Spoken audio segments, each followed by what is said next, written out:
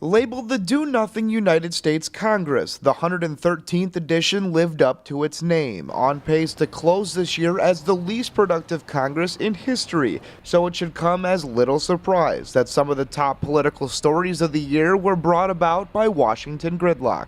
Take the 16-day federal government shutdown that started on October 1st, a product of a small group of Tea Party Republicans in the House who were encouraged by Tea Party favorite, Texas Senator Ted Cruz, to refuse to fund the government unless President Obama's signature health care law was scrapped or defunded entirely. Ultimately, Republicans lost. Obamacare is still in effect, and congressional Republicans and the Tea Party were viewed largely by the American public as the main reason for the shutdown, and President Obama's approval ratings held steady throughout the debate. But Obama's numbers took a sharp dive after the October rollout of the Affordable Care Act, capped off by the botched healthcare.gov website launch that left the president's approval numbers in the high 30s, making him a potential political liability during next year's midterm elections. Earlier in the year, former NSA contractor Edward Snowden dropped a bombshell when he leaked classified government material to the media that showed the National Security Agency was collecting metadata from phones across the world.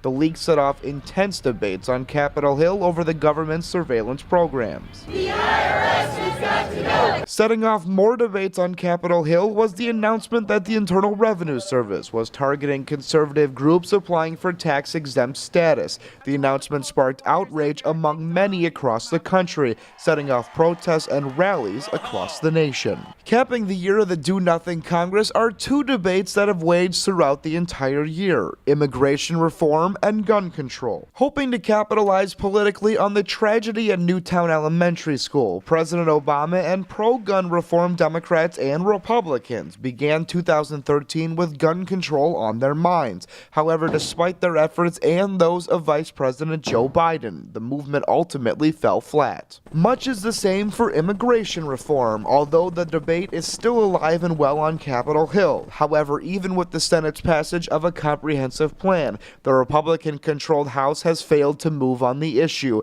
instead selecting a piecemeal approach to the issue in hopes of passing something that way. But as we close 2013, the issue is still far from being resolved. For WashingtonExaminer.com, I'm Steve Doty.